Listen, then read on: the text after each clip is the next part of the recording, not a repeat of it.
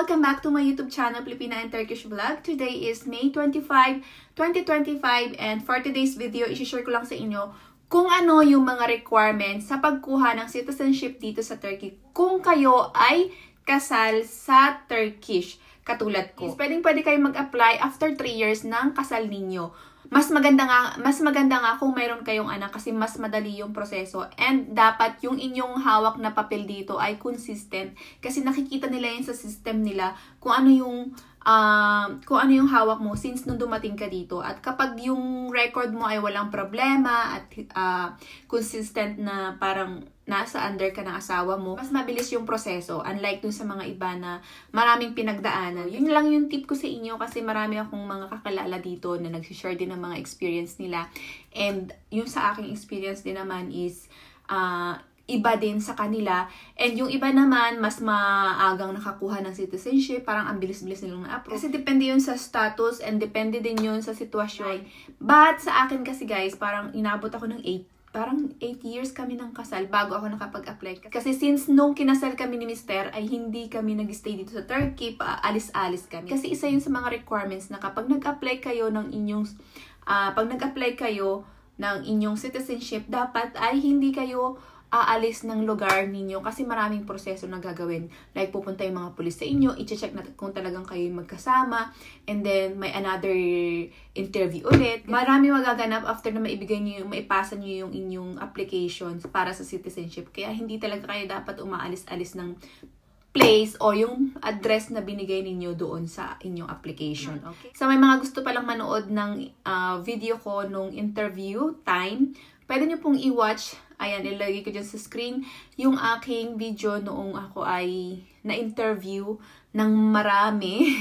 So panoorin niyo yan kung ano experience ko para may idea kayo. Let's proceed na tayo doon sa mga requirements na kailangan yung ihanda once na mag-a-apply na kayo ng inyong citizenship dito sa Turkey. First na requirements is yung inyong form na pinalapan online na with my picture na yun. Doon sa form na yun, nakalagay na rin actually yung mga requirements na kailangan yung ihanda sa inyong appointment. Fill up na kayo ng form, mayroon na rin kayong may papadalhan kayo ng inyong rendezvous or yung inyong appointment time or date kung kailan kayo pupunta doon sa Guç İdaresi. Madaling-madali lang naman kunin ng mga requirements dito sa Turkey kasi nga lahat ay idadaan mo na sa E-Devlet. Yan, mandatory yan dito. Kapag citizen ka ng Turkey, mayroon ka dapat E-Devlet. Or kahit kayo ay foreigner dito, pwede kayo mag-download ng E-Devlet, mag-register kayo doon. And number 2, yung inyong ID dito sa Turkey, yung inyong ID resident permit kasi under kayo ng asawa. So, ipapa-notarize nyo yan. Photocopy and then notarize. Lahat ng document dito sa pag-a-apply ng citizenship ay naka-notarize dapat. Para hindi na kayo magpabalik-balik. Kasi hindi dun sa requirements nila, walang nakalagay na notarize. Hindi, nagpabalik-balik pa kami. Kaya, ipanotarize nyo na yan. Yung inyong passport, lahat ng page na mayroong exit and entrance dito sa Turkey, yung lahat na may mga tatak-tatak dyan, ipapotocopy nyo yun dahil kailangan din nila yan. And then, with notarize. Okay?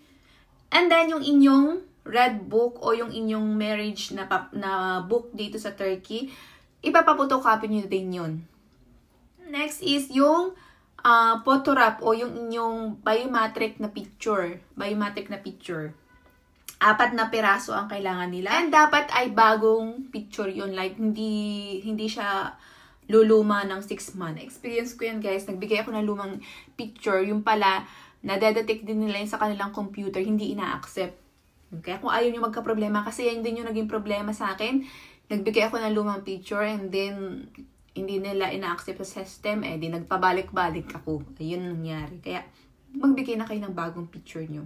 Para naman sa iyong asawa, kailangan ng kanyang working contract dito sa Turkey, plus yung kanyang ID, Kimlik ID, plus may mga kukunin pa sa Nofus, yung Yukatli Nofus Kayıt, or Rinece, lahat yung makukuha na dyan. Hindi ko alam kung ano sa translation. And kahit i-translate ko yan sa English, hindi mo rin makukuha yung exactly na tamang pagta-translate. Na Turkish ko na lang basahin sa inyo. And then, next is, kung sa Bayabanji naman, yung address ninyo yung parehas na kayo ay magkasama sa isang bahay. So, both of you kailangan magbigay ng address. At makukuha nyo na rin yan sa E-Devlet. kung kayo ay merong anak, kailangan din ng ID ng inyong anak, photocopy. Plus, may babayaran kayo. Hindi ko na matandaan kung magkano yung binayaran namin sa Siraat. Actually, ibibigay naman nila yung parang maliit na papel na yon. Tapos, pupunta ka sa Siraat para bayaran. Siraat, and then kailangan din yun.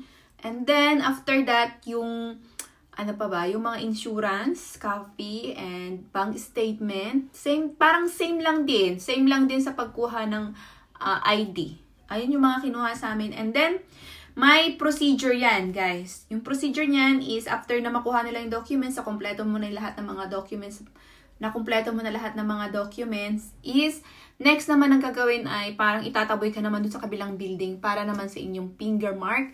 Kukuhanan kayo ng finger mark dun. And hindi ko alam kung after 1 month kayo mabigyan ng schedule or a week. Kasi sa akin ay after 1 month pa ako nabigyan ng aking schedule para sa aking finger mark. And then bumalik ako the next month. Then bumalik ako ng time na yon after 1 month.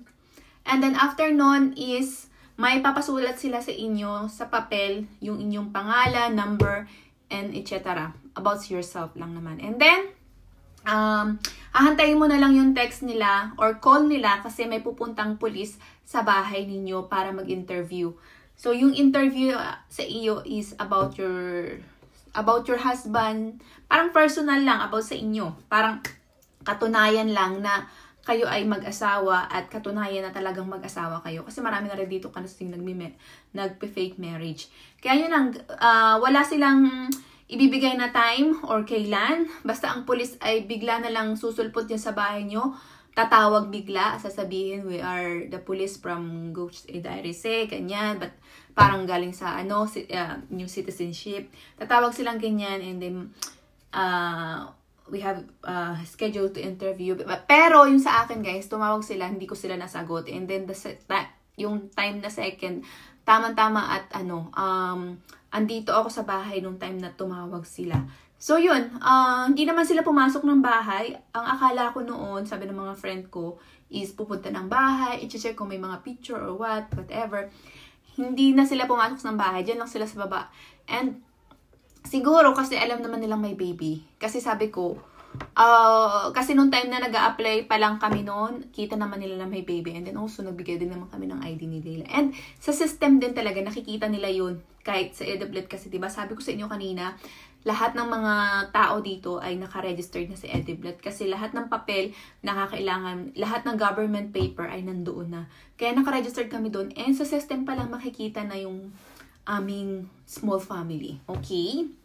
Ayun. So, after nun, is kapag na-interview na kayo ng police, ay another update na naman. Parang maghantay ka na naman ng 6 months or more. Yung sa akin, ay parang nag-antay ako ng after 6 months bago ako natawagan ulit para sa aking para sa aking yung final interview na para ma-process na talaga yung papel ko. Yung final interview na yun is another interview ulit. Yun yung uupo ka na sa isang room tapos marami na silang nakaupo dyan. Ito na yun, yung interview na ginawa nila sa akin. And guys, tip ko lang, don't listen to anyone na lang. Kasi mas mapapagulo lang yung buhay nyo. Mas makakabahan lang kayo. Kasi in my situation at that time, tanong ako ng tanong sa mga iba kong kakilala. Anong nangyari sa interview? Anong ginawa? Nag-memorize pa ako ng mga kung ano-anong mga about sa Turkish, ganyan. So, hindi pala naman yun ang itatanong. About personal lang naman ang tinanong. 2 or 3 question, and dun sa 6 na yun or 8 tao na nakaupo na yun, isa lang naman yung magtatanong sa'yo dun, hindi sila lahat magtatanong sa'yo.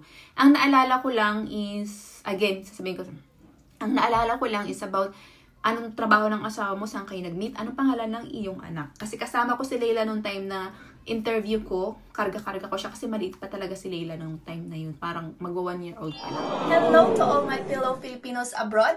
Are you looking for a money transfer service from Europe to Philippines? If yes, you can try TransferGo. Why you have to choose TransferGo? Because TransferGo offer not just fast, secure, low-fees transfer, but also excellent customer support and a very good exchange rate. But wait, there is more. You can also earn 20 pounds rewards from your friends by sharing your link. And once they are registered with TransferGo, they only need to do is Send money to the Philippines at least 100 pounds and then you can get your 20 pounds reward from your TransferGo account and you can cash out anytime, anywhere kung nasaan ka man. Ganun lang kadali. Kaya kung ako sa inyo, i-TransferGo mo na yan. After that final interview, mapaprocess na yung papel mo, dadalhin na yan sa Ankara. Then, i-update ka na lang nila through message or pwede mong i-check sa website nila. Kunin mo na lang yung iyong number, yung inyong application number kasi yun yung ipang-check mo sa online. Ilalagay ko na lang din dyan sa screen. Ayun, after that, hantayin nyo lang yung mga message kasi every 3 months, 2 months ata o every month, nag-update naman sila kung nasa na yung papel mo. Minsan hindi naman gumagalaw. Kasi yun sa akin, parang na-stuck siya, ganun, sa Ankara. Na-stuck siya ng medyo matagal-tagal. Basta naghantay ako ng almost 2 years. Kasama na yun sa from day 1 to until yung nakuha ko na yung aking citizenship. And then yun, kapag na-approve na kayo, magme-message sila sa'yo, kasi may code silang ibibigay o isasend sa inyo, itatype nyo dun yung sa kanilang website, parang ganon ang mangyayari. And then para pwede kang magpa-schedule o magpa-appointment to another step ulit, para dun sa ID mo naman yun. Last step na yun. Ang nangyari naman sa akin guys is, wala ako nare-receive na message kasi nga hindi nila naiintindihan yung number ko. So, ang ginawa namin, nakailang balik kami doon sa Guch Itairese para ipacheck kung nasa na ba yung papel ko. And then that time, pumunta kami doon. Parang July pa lang, parang June pa lang na-approve na ako.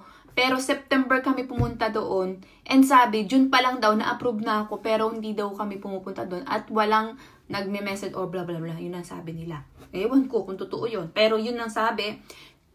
Pero nung ang pinagawa sa akin is, pinaulit yung number ko and then nag-message yung, parang may message sila sa number ko and then nakuha ko yung code. Then tinype nila yun sa kanilang computer. Then sinend yung code and then na-schedule na ako para sa aking ID. And then sa pagkuha naman ng inyong Kimblick ID is pwede na rin doon sa inyong mismong place kumuha ng ID. So magpapa-appointment ka lang doon and then magdadala ka ng iyong picture again. Ang request nila sa akin ay 2. Pero isa lang pala naman yung kailangan. And then last, parang maghantay na naman kayo ulit ng another 1 week para sa inyong ID. And marireceive niyo yung ID ninyo mismo sa bahay nyo na ipapadala nila yun sa post office, yung sa post office. And that time na pupunta kayo dun para sa inyong ID is kukuhanan ulit kayo ng another finger mark. Pero hindi na lahat, parang 2 na lang. Kung mayroon na kayo before, parang 2 na lang or what, parang kinuha sa akin nun. Basta hindi naalala ko, kinuha na naman ako ng finger mark dun. And may mga binigay silang papel sa kung paano magpalit ng inyong ID number and paano, parang about sa ano lang, sa edit. Then, tapos na. Hintayin nyo na lang yung ID nyo sa bahay nyo. Darating na yung ID. Guys, thank you so much for watching. Bye-bye!